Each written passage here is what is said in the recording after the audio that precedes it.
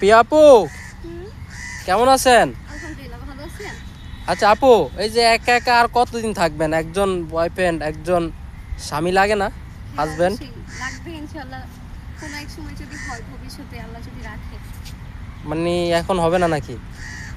যদি কাউকে পাই আর কি। মনের মতো কাউকে পাইতেছি না, খুঁজতেছি কিন্তু পাইতেছি না। কেউ যদি হয় তাহলে আর কি বানাবো আচ্ছা ইনশাআল্লাহ। আপু, আপনার মনের একটা চাহিদা কি আসলে? কিরকম ছেলে আপনি চান, একটু যদি বলতেন। ওটা তো একটা চাহিদা আছে না? হুম, একটু চাহিদাটা একটু বলেন তো। চাহিদাটা হচ্ছে কি, সবারই তো মনের একটা, মানুষের খুব আকর্ষণ থাকে যে এর মানুষটা এরকম হবে আমার জন্য পারফেক্ট। আমি চাচ্ছি কি যে আমি একটা অসুস্থ মেয়ে, আমার হাজব্যান্ড থাকবে একটু সুস্থ আর কি, সুস্থ টাইপের মানুষ থাকবে, আর যার মন মানসিকতা অনেক ভালো থাকবে।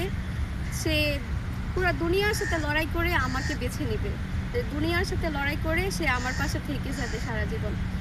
আর তার মন মাইন্ড অনেক ফ্রেশ হবে, নিঃস্বার্থভাবে সে আমার সঙ্গ দিবে।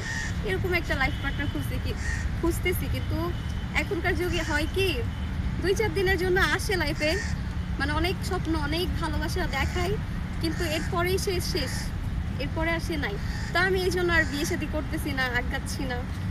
ধরেন আমি কাউকে প্রপোজ, মানে আমি পছন্দ করলাম, আমি কখনো কাউকে প্রপোজ করি নাই। ভালো অনেককেই লাগে কিন্তু বলতে পারি না, তাই? যে আমাকে যদি রিজেক্ট করে দেয় এই ভয়ে কখনো বলিও নাই। আর যদি কেউ আমাকে প্রপোজ করে দেয়